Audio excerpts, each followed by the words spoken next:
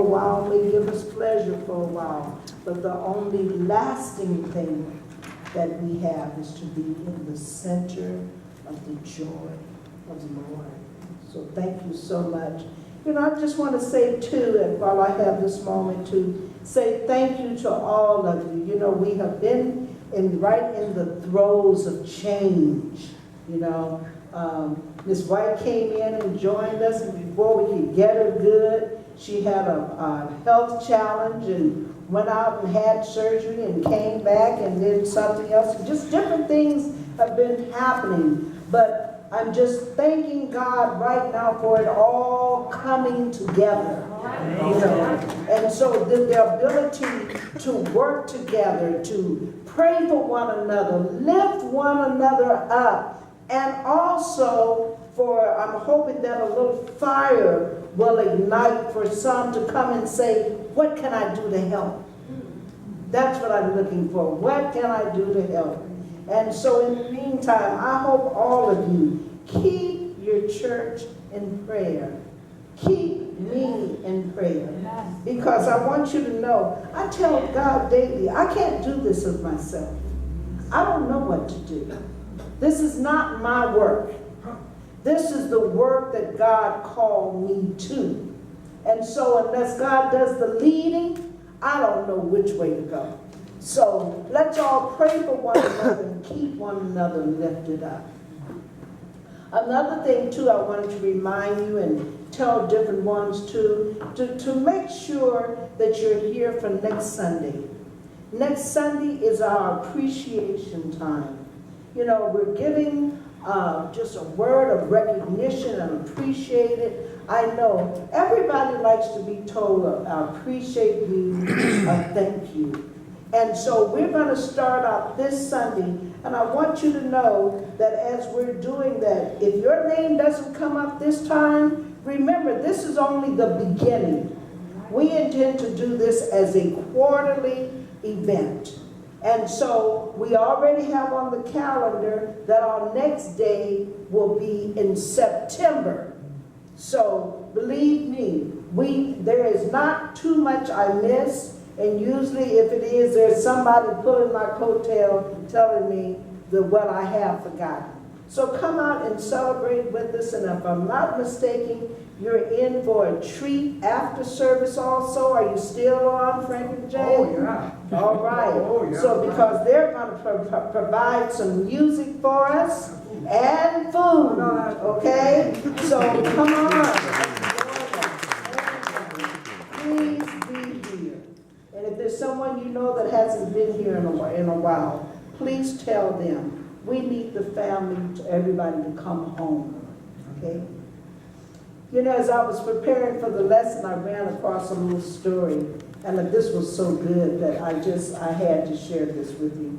And it said that a congregation was meeting in the church as a part of their campaign. You know, they were campaigning for funds for needed repairs, and saying after listening to the minister with this rousing, you know, kind of like a pep rally and what have you, describing the dire needs of the church and what have you, everything was open for people to start pledging what they would do. And he said one gentleman got up, and he was kind of known as the most miserly of everybody knew him for this. You know, said the most miserly man in the parish, and said he rose and offered to start the fund with $50. And as he spoke, a chunk of plaster fell from the ceiling, and it hit him upside the head. A chunk of plaster did. And for a minute there, he was slightly dazed, and said when he came to himself, he rose again and said, "I better make that $100." And said, with that, a voice rang out from the back of the room, "Hit him again, Lord! Hit him again!" You know, so sometimes it takes drastic things for certain people, right? Our topic today is to recognize and use what you have. Oh, there you go. Notice what I said. First, recognize what you have. Recognize and then use what you have. And notice that there is an automatic assumption that everybody has something. Everybody has something. And that's why my key word for starting off is recognize it. Recognize what you have. You know, in 2 Kings 4:7, Elisha, the prophet, remember, had gone to a widower. The widower sought him out because her husband had passed and she had creditors. And they told her that if she didn't pay her bill, that, in other words, the sons would have to go into such slavery to fulfill the debt. But Elisha asked her, what did she have in the house? And so she said, well, she had a jar, a pot of oil, you know. Outside of that, there was nothing. And he told her to go and get containers, get vessels and what have you. And he said, go borrow from your neighbors and get as much as you can and bring it. And so when she did that, he gave her further instructions to go in the house, take her sons and close the door and start pouring. Just start pouring. And as she poured, remember, vessel after vessel, the oil never did dry up. The oil did not run out, and it wasn't that it ran out, it just stopped pouring when she filled up the last vessel. Then when she let the prophet know that she had done what was required of her, he said, now, go sell this and take the proceeds from it and pay your creditors. And so therefore she was able to pay off all of her debt and then save her sons from slavery and be able to live a full, abundant life. But the thing is here is recognizing right what she had at hand. You know, we always have something. We are never bare. And if we can give that message to ourselves when it seemed like in this, and I'm not just talking about in things and possessions. I'm talking about in divine ideas. I'm talking about in the energy and strength. I'm talking about the enthusiasm to want to get something done. I'm talking about you have a gift to give to the universe. Remember we were talking about that? Everyone has something to give. There is no one that was placed upon the face of this earth that does not have a gift to give. I remember, who is the cowboy? Was it Dale Evans and Roy Rogers? And I think they had, I believe, a mongoloid child. I don't know if they gave birth to the child or adopted the child. But I remember I ran across their little book in the library, and there was a little something. And the title of it was Entertaining Angels Unaware. And they talked about the blessing that child was in their life, you know. So because you may look and say, well, where is the gift? I mean, the child was giving its gift because of the way they were taught the unconditional love, the patience, the trust and care that went from parent to child. All of these things, everything that we have, if we look at it in a right way, we're looking at a gift. In Matthew 25, we have the parable of the servants receiving the talents. Remember? Each according to their ability. It didn't say everybody had the same. But the point is, once again, they all received something.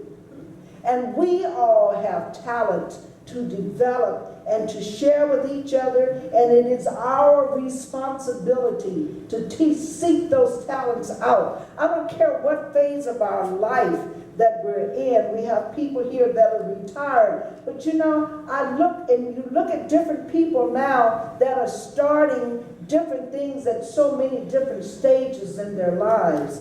Last Saturday, I looked standing in the back of the church, and especially when Michael the next day brought the photographs of the wedding, And I looked back at the decorative work that had been done, and he captured it so perfectly on one of the photos. This place was beautiful.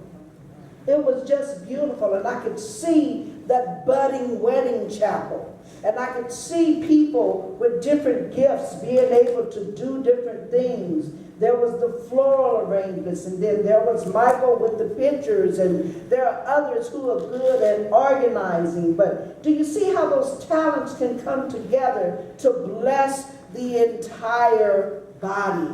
It gives people what to do. Many times we're looking way over there for something to come, when the answer is right here. Have you ever found that out with situations? I know I have. It's like you're saying, what am I going to do? And as you sit there and do your prayer work and give it to God, and sometimes it might be a thing of, call Sister Paige, see how she's doing. And in the midst of talking to her, she may either have a person to refer me to or what have you, but in some way to move me into just what I was looking for. In so many ways, we are never left alone. We always have something to do. There's always a way out. And that's one thing too that's so prominent about the prophets, that many times when we look at the biblical teaching, we see these individuals as totally somebody outside of ourselves. But the prophet is the voice of God that speaks within you. You know, you think about that if a person is totally alone, and you say, well, how are they going to hear? They're going to hear through that same inner small voice that we have, whether it's a developed country or undeveloped country or what, because it is the presence of God that resides within each of us. Our problem is learning how to be still and listen. Listen. There is so much outside clutter. That's why many times we don't recognize what we have right within us. Or we're so busy listening to that chatter that says, I'm not good enough. They don't like me. Or whatever it is. Something that hinders anything I have learned. If the thought that you have in mind does not come to build you up, get rid of it. Get rid of it. You know, even that song somebody else did, Sandra did it with her chapel service. Speak over yourself. Words of truth, you know. When you don't hear the truth, cut it off. There you go. And replace it. You do the programming. And program from the truth of God. So you are somebody. You are valuable. And whether you know it or not, you are, I can't say this enough, you are the beloved of God. Know that. And if you are the beloved of God, don't you think that the power and presence is not there to help take care and to sustain you? Once again, it's about opening up and allowing these things to come forth. One of my favorite scriptures on recognizing and using what you have is Acts 3, 1 through 8. And I remember this because, like I said, I've been one of those, I've been in church most of my life. And probably one of those kids that said, when I got grown, I ain't never going to church. But fortunately, I had found something that was real enough for me. There may have been some things I didn't understand, that I had to wait for God to explain to me in a way that I could comprehend, but there was still something that was too precious. So in doing that, though, there was many times that I thought I didn't have, because I thought I didn't have money, trying to raise all these little stair-step babies. But I found out that that wasn't it, because one day I heard it spoken to me, silver and gold have I none, but such as I have, give I unto thee. What do you have? Is it your time? Is it your talent? Is it your very presence? Is it a word of comfort? Is it a smile? whatever. All of these things are just as valuable, and you have to know that. And if we go deeper than the literal meaning of what is here, that's what I felt at that moment. In other words, I have some other things to give. But in ministerial school, as we were doing our study and what have you, and as I got deeper into metaphysical interpretation, I found out another aha. Aha. Notice, when Peter, but let me go back. So I revisited this same story, the silver and gold have I none. And notice it says, and Peter, this is beginning at the 4th verse, and Peter fastened his eyes upon him with John and said, look on us. Remember the gentleman was sitting at the gate beautiful, and he was lame, and he was there begging alms. And so you can see them as they got ready to walk in, Peter and John, and he had his cup out. And as he's looking at them, expecting something in return, and basically what he was expecting was a monetary value. But Peter spoke, and that's when he said, silver and gold have I none, but such as I have give I to thee. Here's the other part of the account. And Peter, fastening his eyes upon him with John, said, look on us. And he gave heed unto them, expecting to receive something of them. Then Peter said, silver and gold have I none, but such as I have give I thee. In the name of Jesus Christ of Nazareth, rise up and walk. And he, Peter, took him by the right hand and lifted him up. And immediately his feet and ankle bones received strength, and he, leaping up, stood and walked and entered with them into the temple, walking and leaping and praising God. Now here's what I want you to notice. In unity, we talk about our 12 powers, right? Our 12 faculties. So therefore, Peter is the apostle that represents what? Faith. Faith. And John? Love. John is what? Love. Okay. And so what registered with me that this man was looking upon faith and love as Peter and John. You know, in other words, when you think about it, faith and love, they are faculties that are within us. Every man, it says, has been given a measure of faith. So no one can say, oh, but I don't have faith. Yes, you do. Yes, you do. Because everyone has it. Now, how well it gets developed is left up to who? And the same thing about love, the presence and power of love, because we say God is love. And so if God indwells us, then what else indwells us? Love. Okay? And so here are two things. I'm talking about recognizing what you have, recognizing and using what you have. So here, for me, I understood that faith and love were with this man all along. And notice when it said, look upon me, when Peter, notice Peter spoke. Peter representing faith. And he, basically the equivalent of what Peter said was, fasten your eyes upon us. Pay attention. Focus. You know, instead of even looking at what's wrong, where is your faith? What's right?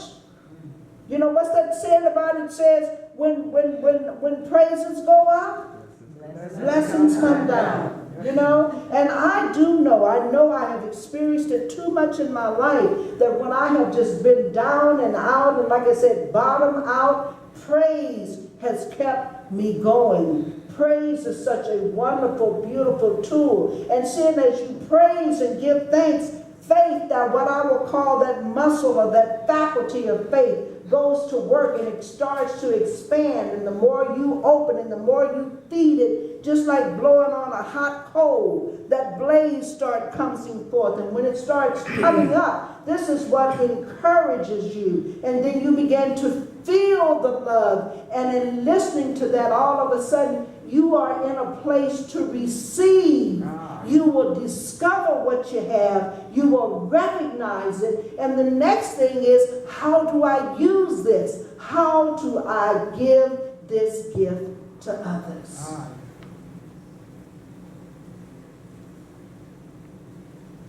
Peter, faith, looked intently, and so did John, saying, look at us, behold us, perceive us.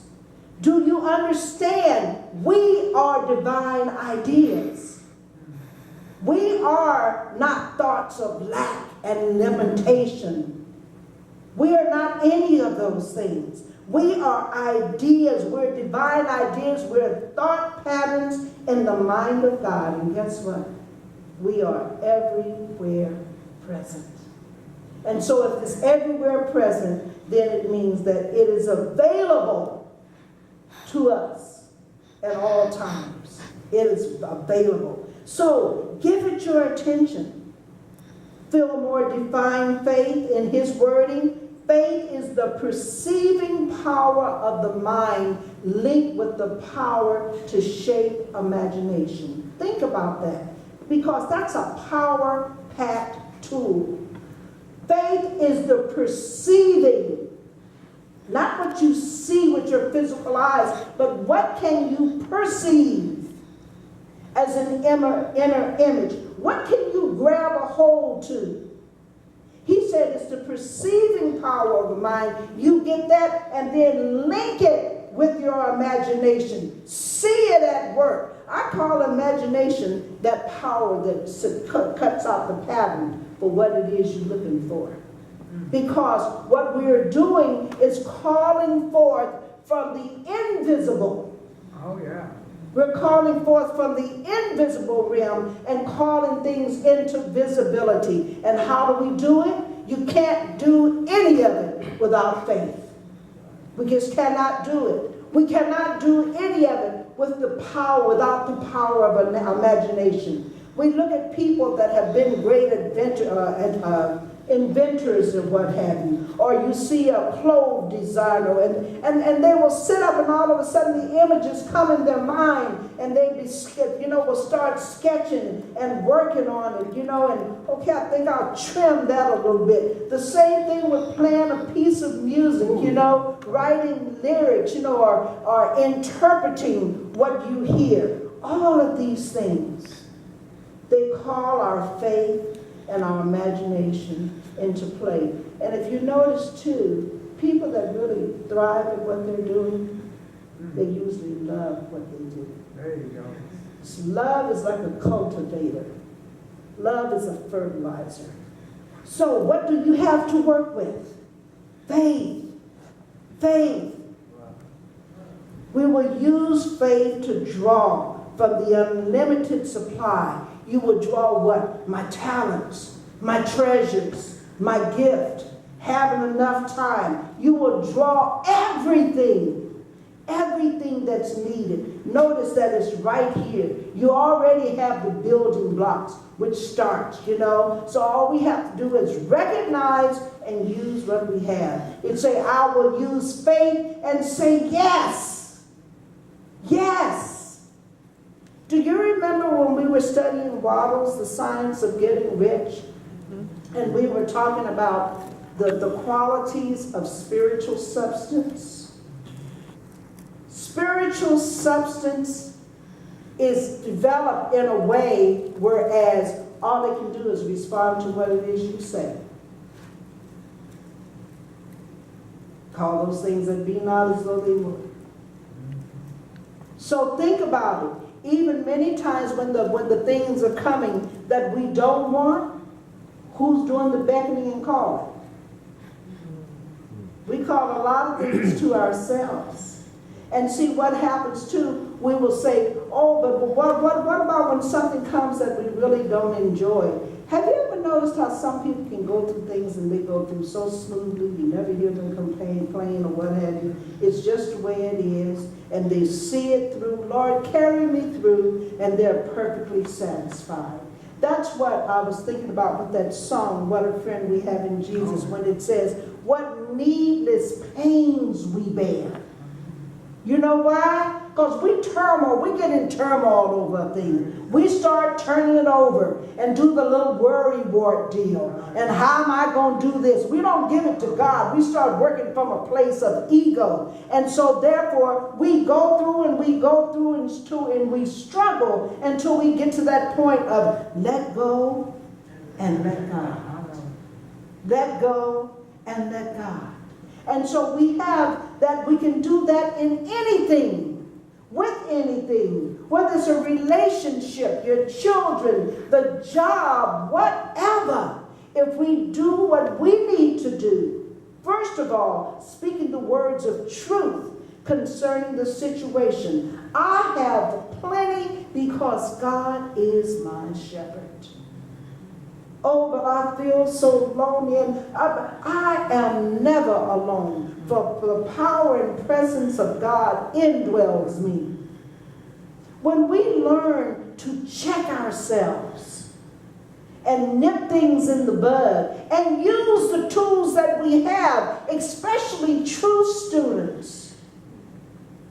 You know, so we use that term, true students, but I'll put it another way. Anybody that's diligently seeking to walk that spiritual path and doing their work. I like the little pen from Johnny Coleman that says it works if you work it. There you go. I think I have that on my car because I got it from her ministry.